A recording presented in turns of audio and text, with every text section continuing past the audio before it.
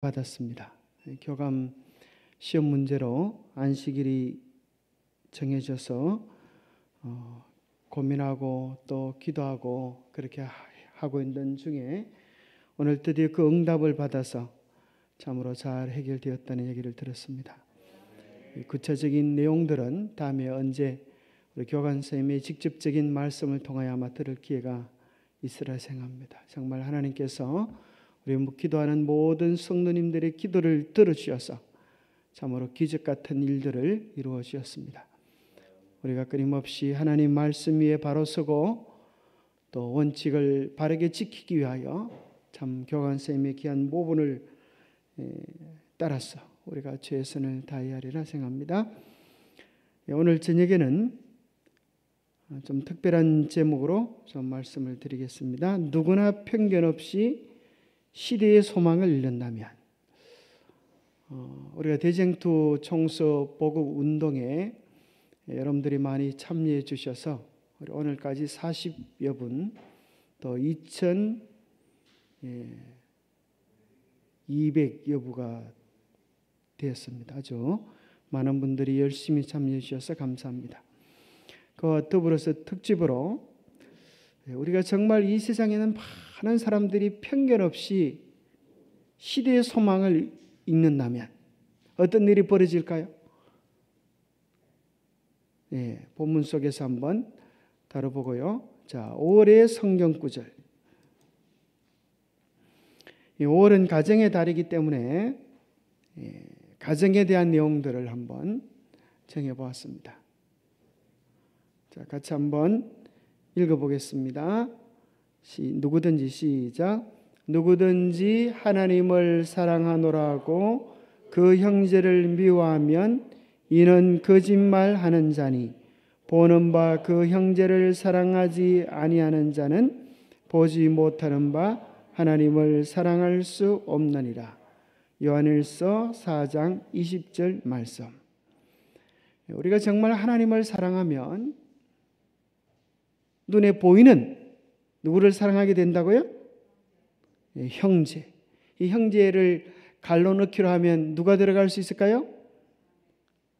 자매도 들어갈 수 있고, 그죠? 자매도 들어갈 수 있고, 또 누가 들어갈 수 있을까요? 성도들도 들어갈 수 있고, 그죠? 또 누가 들어갈 수 있을까요? 이웃도 들어갈 수 있고, 또 아내나 남편도 들어갈 수 있고, 혹시 여러분 마음속에 끄리낌이 있는 어떤 사람이 있다고 하면 그 사람의 이름이 들어갈 수도 있으리라 생각합니다. 그래서 우리는 사랑할 힘이 없지만 누구를 사랑하면? 예수님을 사랑하면, 하나님을 사랑하면 그 사랑의 힘이 넘쳐서 이웃을 사랑하도록 그렇게 힘을 주시겠다는 거예요. 아내를 사랑하도록, 남편을 사랑하도록, 성도를 사랑하도록, 우리의 자녀들을 정말 사랑하도록 힘을 주셔서 우리의 가정이 천국으로 변하는 그런 5월이 되었으면 좋겠다 생각이 되어집니다. 그래서 이 기억절을 한번 5월달에 더불어서 읽으시고 또 외우시고 마음에 새겨서 누가 지나가다 버튼을 딱 누르면 누구든지 하나님을 사랑하라 이렇게 태어나야 됩니다. 누가 성질을 돋구면 화가 나오는 게 아니고 이 구절이 버튼 누르듯이 누구든지 하나님을 사랑하라고 그 형제를 미워하면, 이렇게 하면 그 형제를 미워할 마음이 쑥 들어가 버려요. 그래서 오직 우리의 삶 속에서 하나님을 사랑하는 마음이 잘 나타나는 그런 한 달이 되도록 축복합니다. 자, 성경의 중심은 예수 그리스도입니다. 그죠? 예수 그리스도 안에 우리가 기대하고 소망하는 모든 것들이 다 있습니다. 우리가 원하지만 예수 그리스도 안에 없는 것이 있을까요? 없습니다. 만약에 혹시 있다고 하면 우리가 원하는 것이 잘못되었습니다. 예수님 안에 우리가 사모하는 모든 것들이 차고 넘치도록 있습니다. 성경의 중심은 예수 그리스도입니다. 성경 어디를 보니까 그래요? 요한복음 5장 39절에 보니까 너희가 성경에서 영생을 얻는 줄 생각하고 성경을 연구하거니와 이 성경이 곧 내게 대하여 예수님에 대하여 증언하는 것이, 이 성경 전부가 예수님에 대하여 우리에게 나타내주고 있는, 증언해주고 있는 말씀입니다. 말씀 속에서 예수님을 만나야 우리가 뭘 경험해요? 생명을 경험합니다. 영생을 경험합니다. 그저 성경을 읽는다고 해서 영생을 경험하는 것이 아니고 성경 속에서 누구를 만나야? 예수님을 만나야. 우리가 예수님을 만나면 우리의 마음이 예수님처럼 변화되고 예수님의 생애가 우리의 생애가 되어지는데, 그것이 무엇으로 외형적으로 나타나게 되는가 하면 우리의 품성이 예수님을 닮고 우리의 생애가 뭘 드러내게 될까요? 자, 그것을 흔히 열매라고도 이야기합니다. 우리가 예수님을 사랑하면 우리의 품성이 예수님을 닮고 열매를 맺게 되는데, 그 열매를 무슨 열매라고 이야기할 수 있을까요? 그게 곧 하나님의 계명이라고 하는 열매입니다. 이것이 우리의 사명입니다. 그래서 이사야 58장 12절에 보면 마지막 시대가 되면 어떤 무리들이 등장하겠다고 이야기하시는가 하면, 내게서 날 자들이, 이 남은 자들이 오래 황폐된 곳을 다시 세울 것이며 역대에 파괴된 기초를 쌓으리니 너를 일컬어 무너진 곳을 보수하는 자라 할 것이며 길을 수축하여 거할 곳이 되게 하는 자라 하리라. 누가 이런 일을 했습니까? 엘리야가 그렇게 했고 느헤미야가 그렇게 했습니다. 그들이 무너진 하나님의 제단을 쌓고 하나님의 계명을 새롭게 회복할 때에 예수님의 영광스러운 초림을 맞이하는 기초를 쌓을 수 있었습니다. 반대로 다니엘서 7장 25절에 보면 무슨 내용이 나오는가 하면, 마지막 시대가 되면 즉 그리스도가 하나님의 계명을 변경하여서 그것을 온 세상의 짐승의 표로 강요할 때가 이럴 텐데, 다니엘서 7장 25절에 보면 그 즉 그리스도의 내용에 대하여 이야기하기를 그가 하나님을 대적하고 성도를 괴롭게 하고 하나님의 때에 관한 법을 변경시키고자 할 것이다 그랬습니다. 그러니 마지막 대쟁투는 사단은 하나님의 계명을 뭐하고요? 무너뜨리고 깨뜨리는 데 전력하고, 하나님의 진정한 남은 백성들은 무너진 계명을 보수하고 세우는 일에 그들의 마음을 쏟는 일이 일어나겠다. 그렇게 이야기해 주고 있습니다. 오늘날 참 안타까운 것은 성경이 다 하나님의 말씀이지만 모든 목사님들이 강단에서 설교할 때 설교의 중심 내용이 뭐예요? 성경 말씀이에요. 한마디로 이야기하면 성경 말씀대로 살자, 그런 내용이에요. 그런데 말씀 중에 말씀, 이 성경이 다 하나님의 말씀이지만 하나님이 친히 당신의 손으로 쓰신 말씀은 무엇밖에 없어요? 십계명밖에 없습니다. 하나님께서 친히 손가락으로 쓰신, 그리고 그것이 변하지 않는다고 해서 돌비에 기록하신 말씀은 십계명밖에 없는데, 사단은 교묘하게도 십계명의 가장 중요한 계명을 변경시켜 버렸어요. 하나님의 십계명을 둘로 나누면 무엇과 무엇으로 나눌 수 있어요? 하나님에 대한 사랑과 사람에 대한 사랑. 그래서 첫 번째부터 네 번째까지가 하나님에 대한 사랑이고, 다섯 번째부터 열 번째까지 계명은 사람에 대한 사랑이에요. 그런데 참 신기하게도 사람에 대한 사랑은 하나님께서 십계명으로 반포하지 않으셔도 사람들의 마음속에 신비에 기록되어졌기 때문에 하나님을 믿는 사람이거나 믿지 않는 사람이거나 그것을 지키고 있어요. 자, 다섯 번째 계명이 뭐죠? 네, 부모를 공경하라. 이게 다섯 번째 계명이에요. 그래서 하나님을 안 믿는 사람들도 다 부모를 공경합니까? 네, 부모님을 공경합니다. 살인하지 말라, 간음하지 말라, 도적질하지 말라, 거짓 증거하지 말라, 남의 것을 탐내지 말라 하는 내용들을 그들도 마음속에 새기고 있어요. 첫 번째부터 네 번째까지 계명은 하나님과 우리와의 사랑을 이야기해 주고 있습니다. 이 계명을 가진 사람은 하나님의 백성들밖에 없습니다. 첫 번째 계명은 너는 나 외에 다른 신을 내게 있게 말지니라. 두 번째, 우상을 만들지 말라. 세 번째, 나 이름을 망령되이 일컬지 말라. 어떤 사람은 이 계명을 가지고 너무 독단적인 거 아닙니까? 세상에 신들이 많은데 왜 하나님만 섬겨야 되나요? 이렇게 말할 수 있습니다. 그것을 다른 말로 바꾸면 무슨 말로도 바꿀 수 있는가 하면 세상에 엄마들이 많은데 왜 엄마만 제가 엄마라고 불러야지요? 이렇게 묻는 것과 같습니다. 여러분, 그러면 아들이 엄마가 뭐라고 대답해야 될까요? 세상에 엄마가 많지만 너를 낳아준 엄마는 나밖에 없다. 딱 그 한마디만 하면 끝이 나는 것입니다. 이 세상에 수많은 신들이 있지만 우리가 하나님만을 예배하고 우상을 숭배하지 말고 그분의 이름을 망령되이 일컬지 말아야 되는 그 이유를, 경배의 이유를 설명하는 계명이 뭐예요? 네 번째 계명이에요. 네 번째 계명.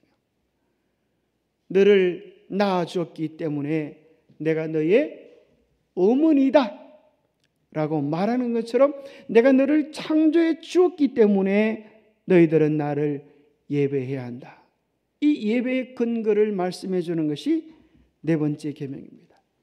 그런데 참 안타까운 사실은 이 중요한 계명 중의 계명, 언약 중의 언약이 사단의 교묘한 계교에 빠져서 하나님을 올바로 경배하던 제7일 안식일에 서 태양신을 숭배하던 일요일 계명으로 변경되어져서요.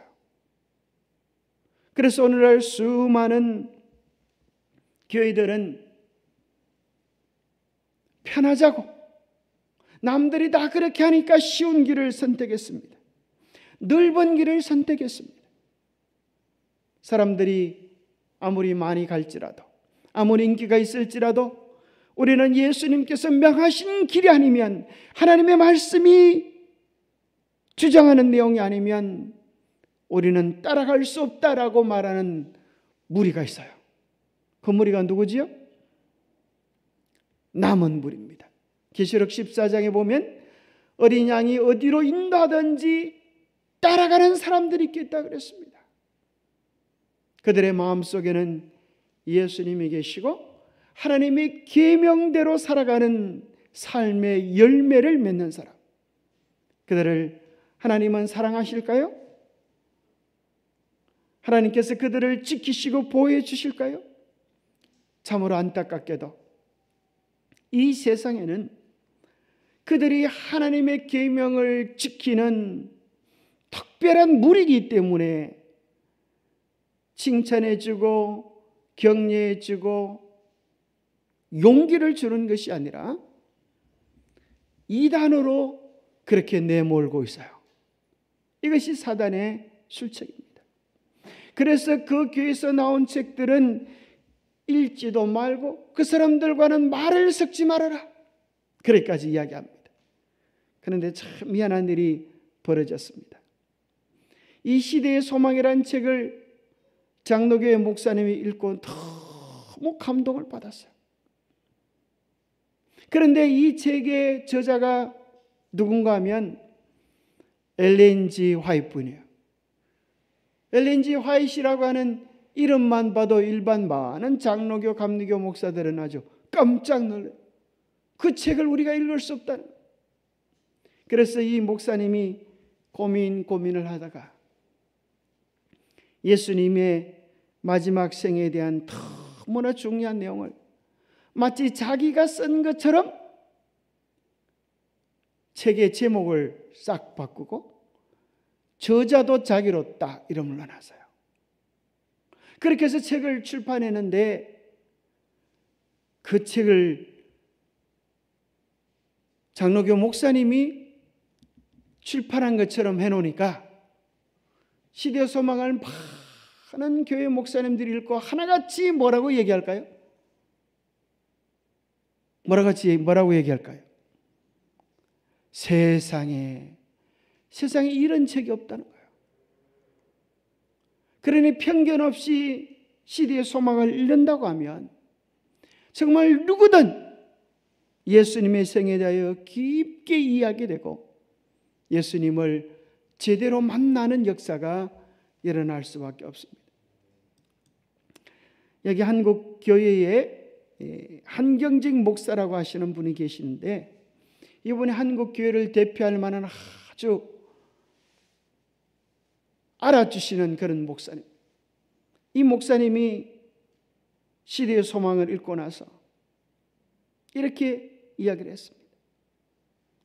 마치 저자 자신이 실제로 십자가를 지신 그리스도를 가장 가까이 따라가면서 관찰한 듯한 착각을 느끼게 할 정도로 섬세한 묘사는 영감이 아니고서는 불가능했으리라고 본다.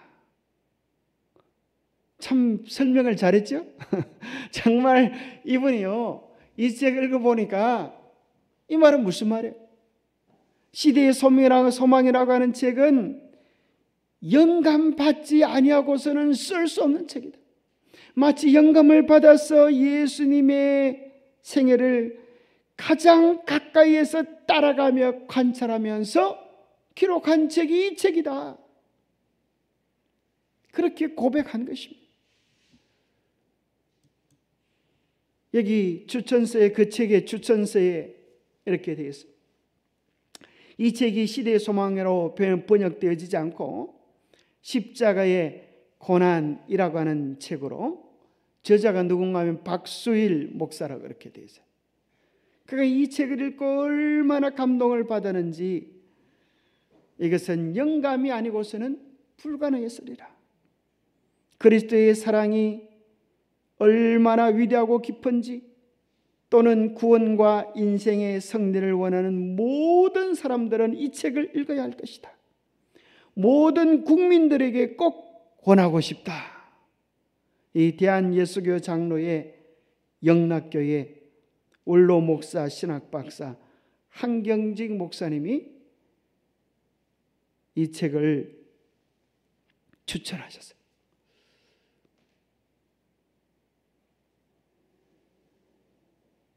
그 다음에 또 옛날에, 이게 벌써 오래된 이야기입니다. 이런 얘기 여러분 다 들어보셨습니까? 처음 듣습니까? 우리 김숙희 집사님 이런 얘기 처음 들어보셨으면 옛날에 들어보셨습니까? 예? 들어보셨어요? 근데 별로 안 놀라는 기색이 없어요. 이거 보면 좀 놀라야 되는데 전혀. 여러분 간이 좀 크신가 봐요. 이 엄청난 얘기를 듣고도 별로 안 놀시는 거 보니까 아주 간이 좀 크신 것 같습니다. 예? 간이 집에 놔두고 오셨어요. 근데 저는 처음 이 책을 보는 순간 얼마나 감동을 받고 충격을 받고, 세상에 이런 일이, 그런 충격을 받고, 참 한국에 내놓으라는, 근데 이 목사님 얼마나 또 발이 넓으신지, 다 한국에 내놓으라는, 그 당시 좀 오래됐지만 그 당시 한국에 내놓으라 하시는 목사님들은 다 찾아다니시면서 추천서를 받았어요. 그러니까 그 당시 한국에서 내놓으라는 목사님들이 다 하나같이 추천서를 써주는데, 그냥 써주는 게 아니라 어떻게 써주었을까요? 읽어보고, 그죠? 읽어보고 그 내용이 정말 하자가 있는지 없는지를 읽어보고 이렇게 썼습니다. 옛날 김장한 목사님이라고 하는 이분도 아주 대단했습니다. 극동방송의 사장님이셨고, 뭐 이렇게 외국에 있는 목사가 우리나라에 올 때 아주 번역했던, 아주 대단한, 통역했던 대단한 목사님인데, 이 목사님이 시대의 소망을 읽으면서 십자가의 고난으로 바꿔진 이 책을 읽으면서 이렇게 이야기하는 것입니다. 초고를 읽으면서 뜻을 같이 하는 동지를 만난 느낌이었다. 그 내용을 보니까 자기 마음과 딱 일치한다는 거예요.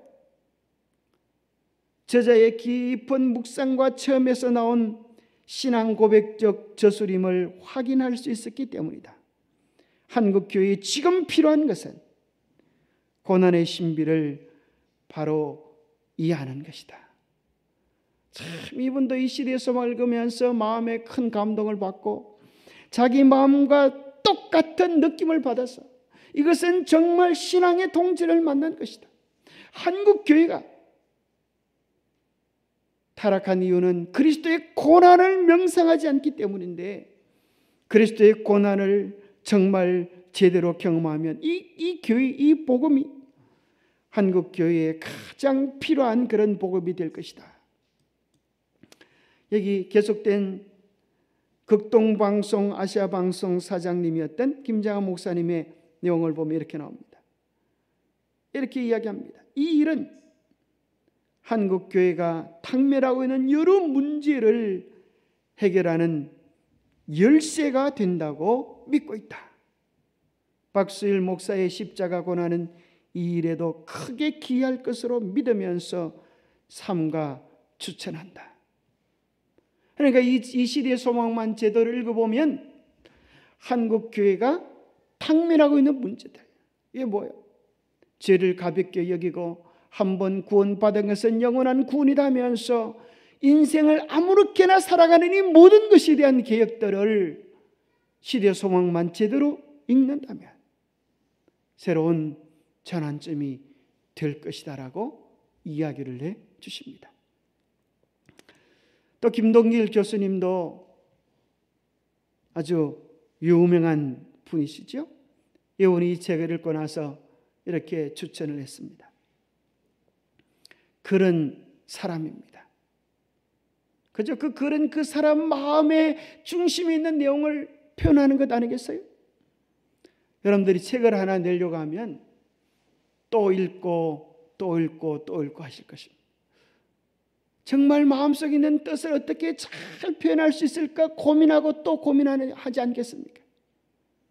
그러면서 김동길 교수가 이야기하기를 그런 사람입니다. 이 글을 통한 증거가 참인 줄 우리가 압니다. 그 내용을 읽어보니까 하나도 하자가 없다는 거예요.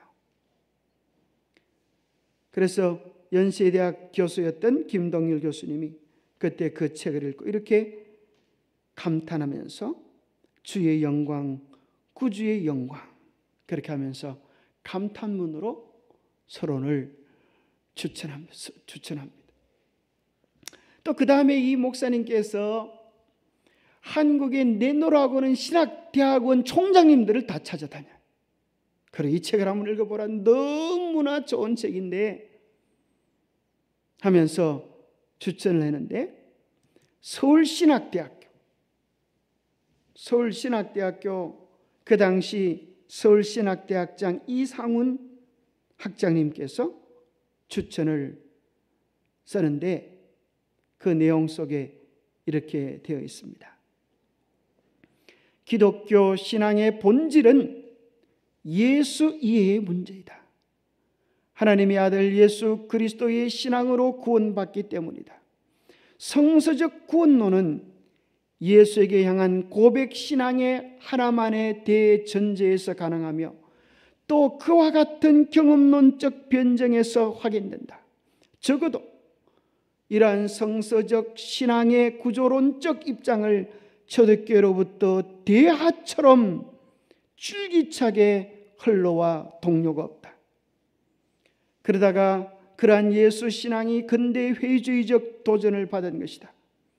모든 것을 회의적 질문이 대상으로 결정한 현대 정신은 하나님을 세속화로 주전을 잃게 하였으며 나사렛 예수는 바울의 그리스도와 상관이 없는 것으로 양분하였으며 인자는 사람의 아들이 되고 말았다. 이것이 기독교적 무력화의 심층적 이유이다. 그러므로 바울의 확신처럼 부끄러움이 없는 복음을 선포하고 이 땅에 살고 있으나 영생을 소유한 하나님의 자녀가 되게 하는 생명의 복음을 올바르게 이해하고 경험하기 위해서는 오직 정당한 예수 지식과 예수 신앙의 역점을 두어야 한다. 차제의 박수일 목사님의 십자가의 고난은 특별히 고난과 부활에 초점을 둔 가장 용이한 예수이며 초대교회가 지극히 소중한 여긴 복음 핵심이다. 모든 이들이 경건한 마음으로 읽고 아끼는 심정으로 반추하며 저자가 경건한 신앙으로 명상한 예수 지식에 아멘으로 참여하여 주기를 권하고 싶다. 이게 시대의 소망이 다른 교회 목사님 이름으로 펼쳐내니까 정말 오늘 한국 교회의 예수에 대한 바른 이해가 무너졌는데, 이 시대의 소망을 통하여서 복음 중에 복음, 예수를 바로 이해하기 바란다고 모두가 다 아멘으로 참여하기를 권한다. 그렇게 이야기해 주고 있습니다. 그 다음에 감리교 신학대학장을 찾아가셨어요. 참, 감리교 신학대학장님이 시대의 소망을 읽고 뭐라고 이야기하는가 하면 이렇게 이야기합니다. 십자가의 고난은 그리스도께서 인류를 위해 자신을 불태우신 마지막 장면을 묘사한 것으로 아무도 발견해내지 못한 비밀의 베일을 적나라하게 벗겨내고 있다. 이때까지 있었던 신학서적과는 차원이 다르다는 거예요. 이제까지 봤던 것과는 차원이 다른, 아무도 발견하지 못하는 깊은 영적인 비밀들의 베일을 적나라하게 벗겨주고 있다는 거예요. 고난의 짧은 일주일의 역사를 500페이지에 가깝도록 방대한 책으로 영론되는 박수일 목사님의 깊은 사색과 영적인 통찰력이 있었음이 틀림이 없다. 그러면서 누구든지 한 번은 꼭 읽어 피상적으로 알고 있던 구속의 진리와 십자가를 체험하여 하늘의 무한한 축복을 받으시기를 바란다. 이 책을 제대로 읽으면 하늘의 무한한 축복을 받게 되겠다. 그렇게 얘기합니다. 그 다음에 감리교 신학 지나갔고요. 그 다음에 장로교 신학대학, 그 다음에 장로교 신학대학장 박창한 학장님을 찾아가서 추천서를 썼습니다. 그 추천서의 내용을 보면 이렇게 적어놨습니다. 오늘의 문제는 기독교라는 껍질만 남고 그 알맹이인 십자가가 고난의 의미를 망각하는 경향과 죄 문제를 소리하는 일이다. 여기에 목사께서 기독교의 핵심 문제를 집중적으로 다루어 책을 내게 된 것을 경하여 맞이하려면서 많은 사람의 애독을 권한다. 이 장로교 신학대학장이 뭐라고 이야기하는가 하면, 오늘날 한국교회에서 예수 그러지만 그 예수는 뭐만 알고 있는 거라고요? 껍질만 있는 것이고, 정말 알맹이가 있는데 그 알맹이는 십자가의 고난이요, 죄의 문제를, 죄를 버리고 성례하는 것인데, 그 내용이 이 책 속에서 설명해 주고 있다라고 추천해 줍니다. 그러면서 총신대학 대학장님인 박영희 원장님도 이렇게 설명해 주고 있습니다.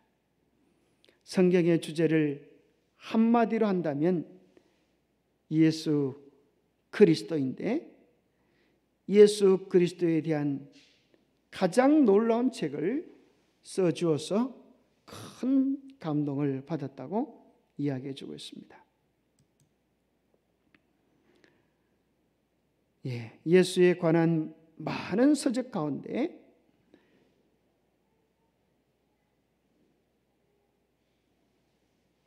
십자가의 고난에 대한 이 문제를 아주 명쾌하고도 은혜로운 메시지로 제시해 준 책이라고 경탄에 맞이하고 있지 않습니다. 그 다음에 대한신학대학원, 여기 보니까 대학신학대학원 학장인 김영실 학장님이 쓰신 추천인데요. 신앙의 참 부흥은 나를 위해 희생하신 그리스도의 대속의 십자가로부터 출발해야 한다. 이 책은 나와 너무나도 가까운 분, 친숙하신 분, 나 없이 못 사시겠다는 분으로 그리스도를 묘사하고 있다. 그러면서 뭐라고 이야기하는가 하면 이 책을 읽어가다 보면 때때로 예수의 팔베개를 벤 듯한 착각 속에 빠지기도 하고 그의 팔 앞에 꿇어 한없이 울기도 하여 그의 승리에 한없이 희열을 얻기도 한다. 각계각층의 사람 또는 모든 성도들에게 이 귀중한 책을 소개하고 싶다. 참 시대의 소망을 제대로만 읽으면 예수님의 팔베개를 하는 경험을 하고 예수님의 팔 앞에 무릎 꿇게 하고 예수님의 승리가 자기의 승리인 것처럼 깊은 감동을 경험하게 되겠다는 거예요. 자, 한국의 여러 교회파들이 장로교 안에도 있는데 장로교 안에도 가장 보수적인 분들이 계신데 그분을 무슨 파라 그런지 아세요? 장로교, 감리교 여러 중에도 가장 보수적인 존재가 있는데 그분들을 누구라 그래요? 고심파라 그럽니다. 고심파. 이 사람들은 신앙의 정통과 신앙의 순결을 지킨 대단한 자부심을 가지고 있어요. 이분들은 일제시대 때 신사참배를 하지 않은 교회입니다.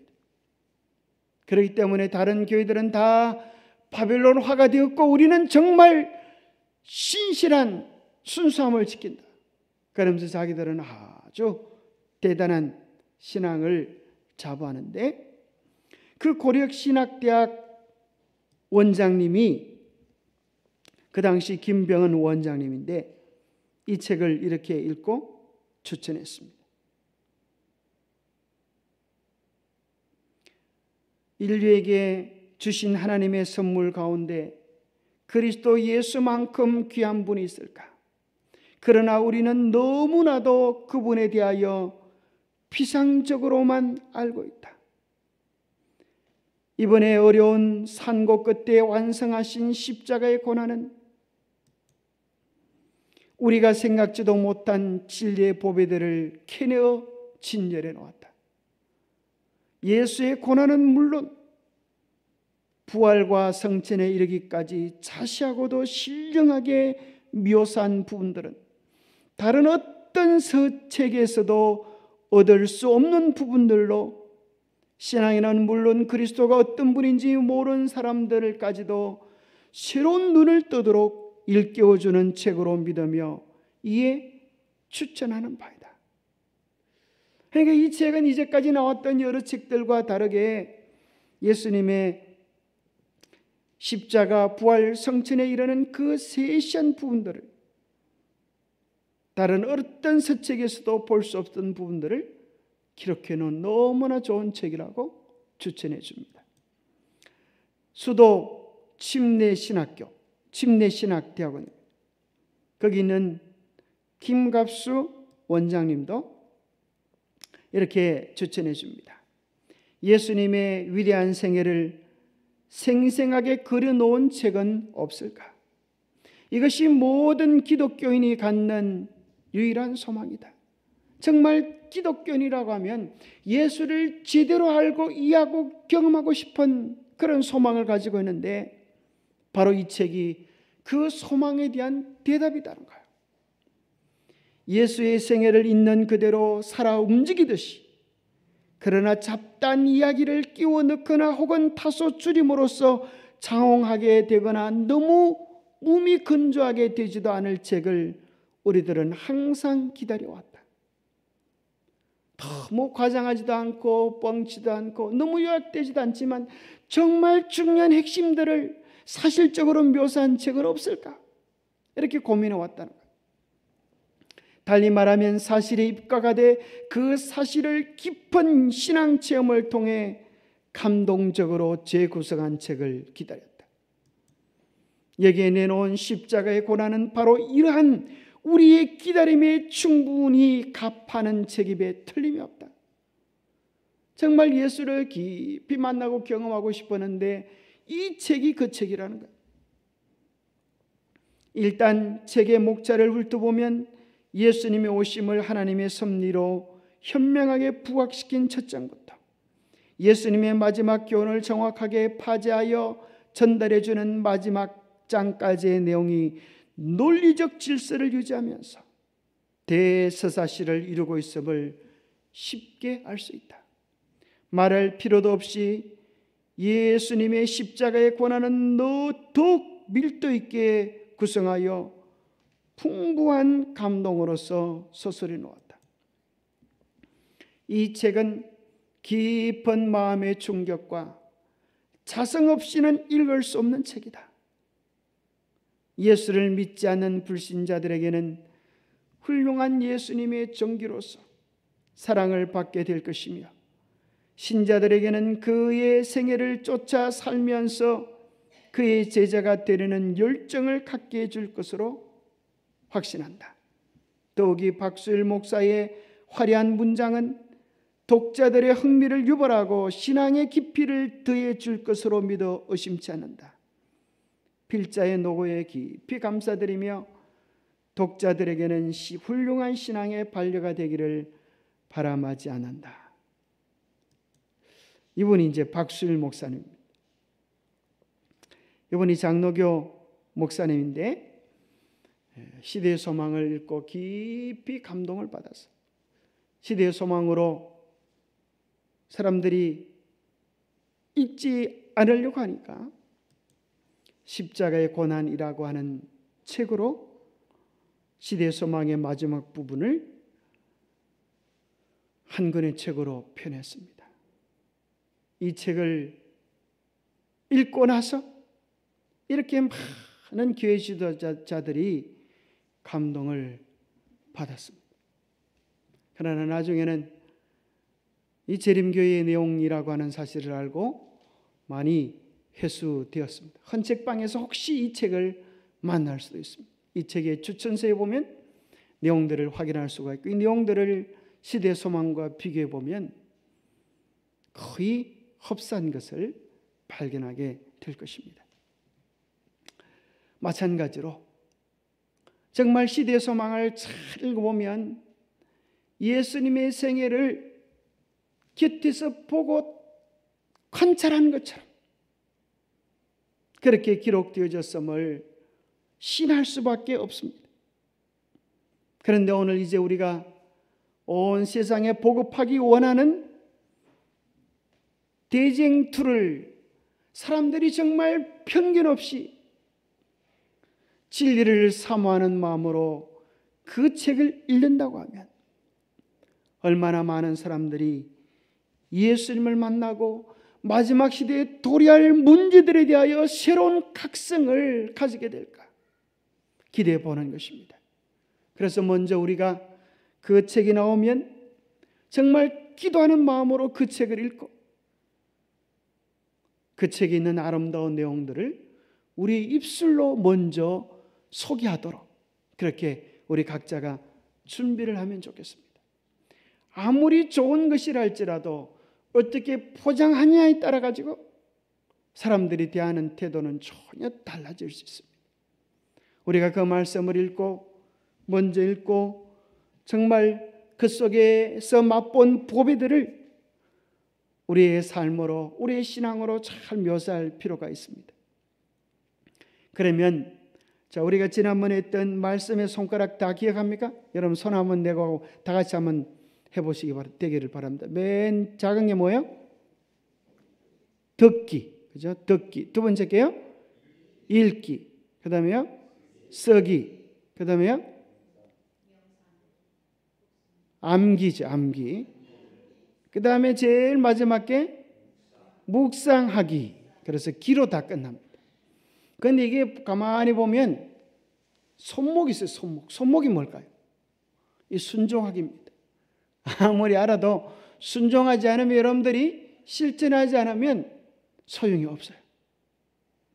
그래서 말씀을 자주 묵상하고 하는 방법 가운데 한 가지가 이제 뭐 하는가 하면, 시편 119편에 보면 개정개혁에는, 이전의 책에는 묵상이라고 표현되어지는데 이것을 좀 풀어놨어요. 그래서 여기는 뭐라고 표현하는가 하면, 내가 주의 법을 어찌 그리 사랑하는지요, 내가 그것을 종일 작은 소리로 뭐한다? 읊조리나이다. 묵상이 무엇인가 하면 그 말씀을 쫑알쫑알 이렇게 읊조리는 거예요. 큰 소리로 하지 않지만 내가 들리는 소리로, 내가 이해하는 소리로 정말 맞나 맞지 않나 작은 소리로 계속 되뇌면서 그 뜻을 다시 되새김질하는 것입니다. 그렇게 하면 주의 계명들이 항상 나와 함께하므로 그것들이 나를 원수보다 지혜롭게 하나이다. 내가 주의 증거들을 늘 읊조림으로 나의 명철함이 나의 모든 스승보다 나으며 주의 법도를 지킴으로 나의 명철함이 노인보다 나으니이다. 그래서 하나님의 백성들은 무엇을 읊조리는가? 마치 소가 되새김질하듯이 우리 하나님의 말씀들을, 하나님의 뜻들을 묵상하는 그런 복 있는 백성들이 되어야겠습니다. 존 필립스라고 하는 분은 묵상하는 방법을 이렇게 제시했습니다. 우리는 하나님의 면전으로 나아가 성경을 펴들고 주여 말씀하옵소서, 주의 종이 듣겠습니다라고 말해야 한다. 그 다음 우리는 정연한, 음미하는, 깊이 묵상하는 방법으로 성경을 읽고 성경의 진리를 이해하여 사용하려고 노력하는 것이다. 우리는 성경 말씀을 숙고할 때 다음과 같은 질문을 하면 좋겠다. 자, 우리가 성경을 필 때마다 뭐라고, 어떤 태도로 말씀을 펴야 하는가 하면, 주여 말씀하옵소서, 주의 종이 듣겠습니다. 그런 말씀으로 기도하고 말씀을 펴면서 이런 질문을 해보라는 것입니다. 이 말씀 속에는 내가 필요하는, 피해야 하는 어떤 죄가 여기에 있는가? 하나님 말씀으로 우리의 삶을 살피라는 것입니다. 또 이 말씀 속에는 내가 필요로 하는 어떤 약속이 있는가? 또 이 말씀 속에는 내가 얻어야 할 어떤 성리가 있는가? 또 이 말씀 속에는 내가 향유해야 할 어떤 행복이 있는가? 이 말씀 속에는 하나님에 대해, 그리스도에 대해, 성령에 대해, 인간에 대해, 죄에 대해 전혀 결코 알지 못했던 어떤 진리가 숨겨져 있는가?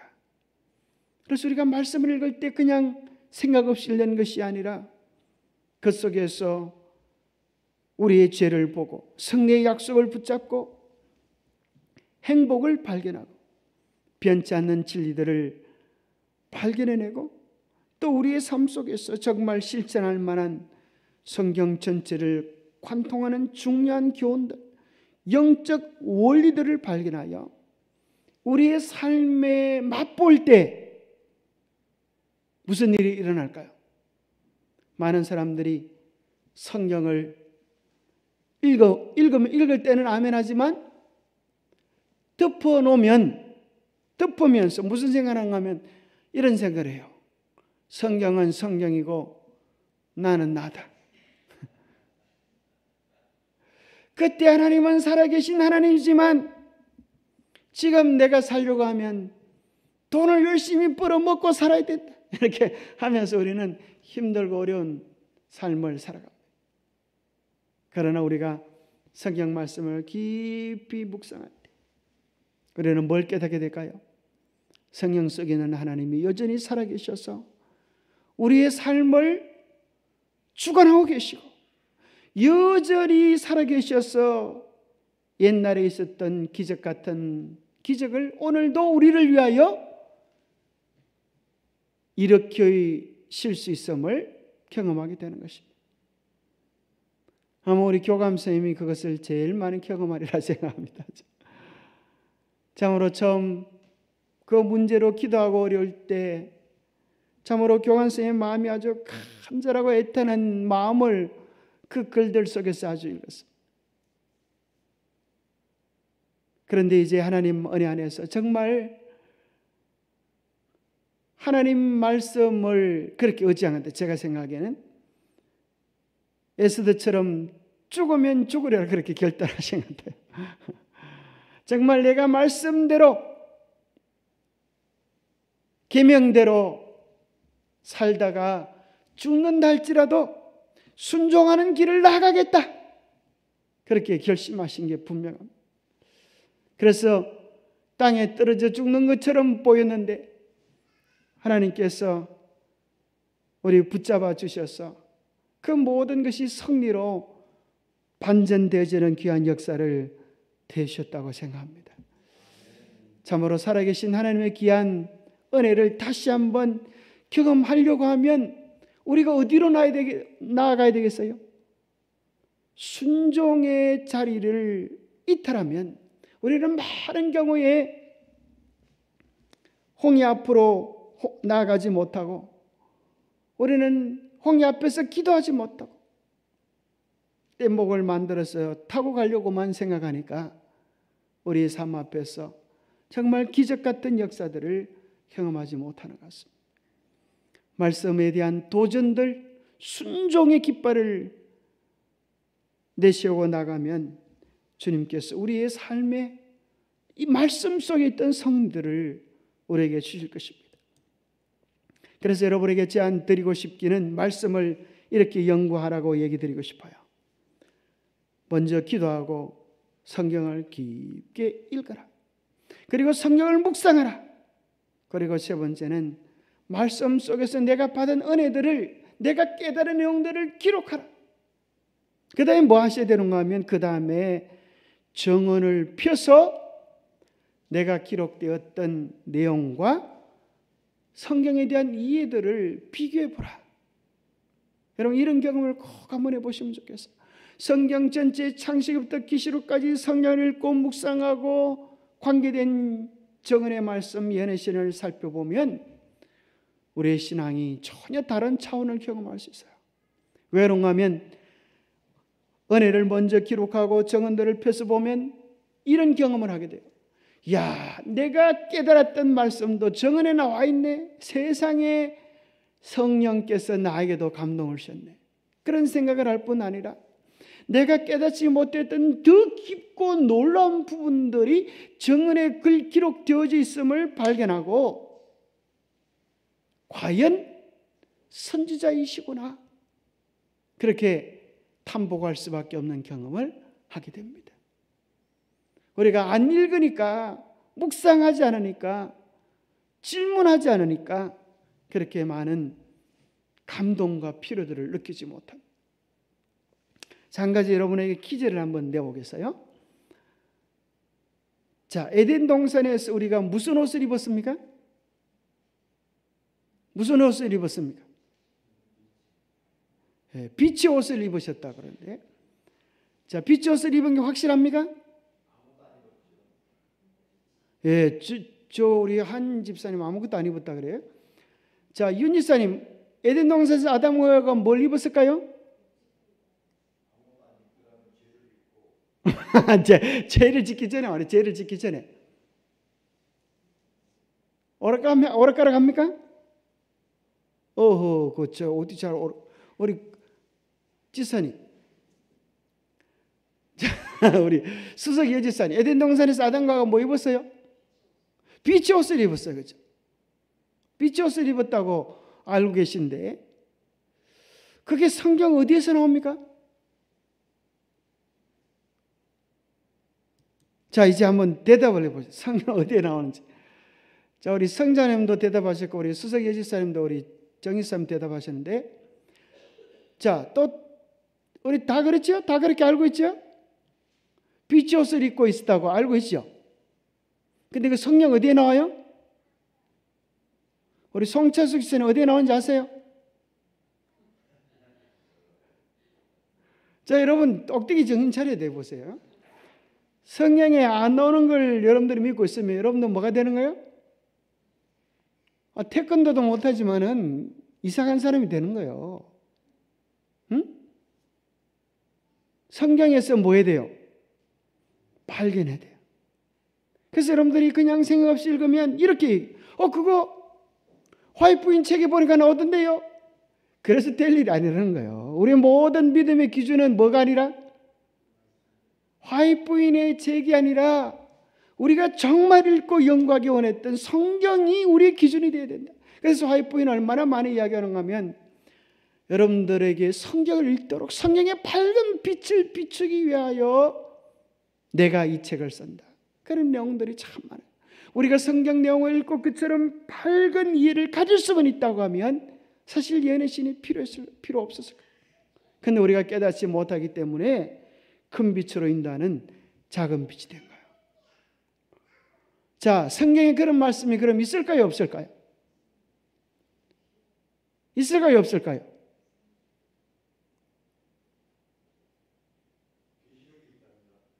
계시록이에요. 계시록 어디? 계시록 어디에 나올까요? 한번 찾아보겠습니다. 우리 계시록 어디에 나옵니까? 계시록 몇 장이 몇 절이에요?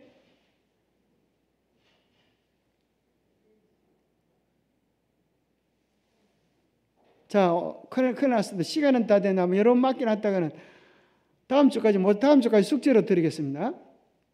한번 찾아보시기 바랍니다. 다음 주 화요일 저녁에 이 책은 시간이 다 됐기 때문에 오늘 알려드릴까요? 그 약을 좀 올려놔야 또 끼지 않지. 저게 아주 중요한 성경절이에요. 사실 대부분 이제 읽으려고 그러면 어디를 읽는가 하면 창세기에 나올 줄 알고 창세기 있지만 창세기에는 벌거벗었다고 나와 있어요. 그러면 어디 빛의 옷을 입었다는 게 어디 나오냐? 증거를 대라. 그럼 부조 선지자 이게 읽게 될 게 아니에요. 성경에 돼야 돼요. 성경. 그죠? 성경에 돼야 돼요. 그래서 이제 어디에 성경에 나오는가 하면 창세기 1장 27절에 이렇게 나와요. 하나님이 자기 형상 곧 누구의 형상대로? 하나님의 형상대로 사람을 창조하셨다고 나와 있어요.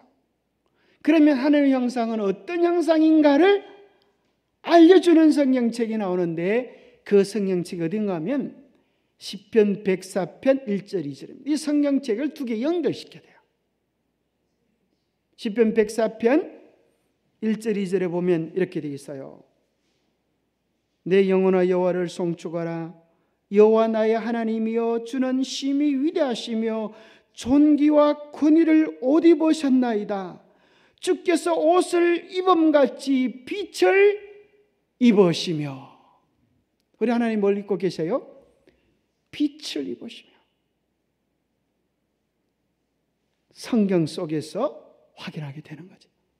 그리고 우리가 죄짓기 전에는 빛의 옷을 입었는데 죄로 말미암아 빛의 옷을 잃어버린 바 되어지고 우리가 다시 회복되어질 때 빛의 옷을 입을 것이 성경에 나와 있어요.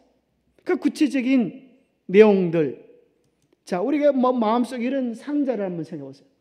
의식주 우리의 생활들이 창조 때는 어떻게 되었고 타락해서 어떻게 변해버렸고 회복하면 어떻게 될 것인가 하는 내용들을 마음속에 상자로 해놓고 여러분 여기에 대한 성경 구절을 한번 찾아보세요. 다음 주 화요일 날 이 비밀들을 공개하겠습니다. 실제로 성경 속에 의식주가 어떻게 다시 죄로 말미암아 망가졌고 다시 회복되어지는지에 대한 내용들을 알면 우리가 오해할 필요도 없이, 그죠? 방황할 필요도 없이 분명한 말씀 속에서 약속들을 발견하게 됩니다. 오늘 정말 중요한 내용들, 아마 오늘 보니까 다들 피곤하신지 깊이 묵상하시는 분들이 많이 계신 것 같아요. 지난 시간에 묵상을 알려드려서 그런지 몰라도 그래서 말씀을 다시 한번 반복해서 읽으시고 또 들으시고 정말 시대의 소망에 나온 이 말씀들이 얼마나 많은 사람들을 감동시켰나. 또 이 대쟁투가 정말 제대로 읽혀질 때 얼마나 많은 사람들을 감동시킬 것인가에 대한 기대를 가지고 더 많이 기도하셨어요. 참으로 이번에 대쟁투 보급운동을 통하여 많은 영혼들이 마지막 때 늦은 비의 일꾼으로 일어나는 귀한 역사가 일어나기를 간구합니다. 기도하겠습니다. 하나님 아버지, 귀한 은혜와 사랑들을 인하여 감사합니다. 하나님께서 참으로 이번에 우리가 간절히 마음을 같이하여 기도할 때 생각지 못했던 놀랍고 비밀한 일들을 보여주셔서 우리 모두가 다 기쁘게 주님의 이름을 찬양하게 하심을 인하여 감사합니다. 우리 모두에게 정말 귀한 모본처럼, 다니엘처럼, 다니엘의 세 친구처럼 말씀의 원칙에 굳게 서서 순종하는 충성스러운 남은 백성이 될 수 있도록 도와주옵소서.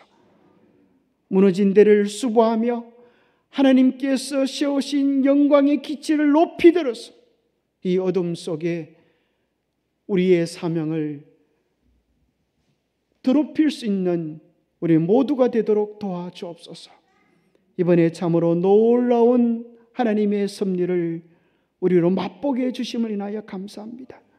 우리가 이때에 더 큰 헌신으로 순종으로 하나님께 우리의 충성을 드릴 수 있도록 복 주시옵기를 우리 주 예수 그리스도 이름 어지하여 간절히 간구하옵나이다.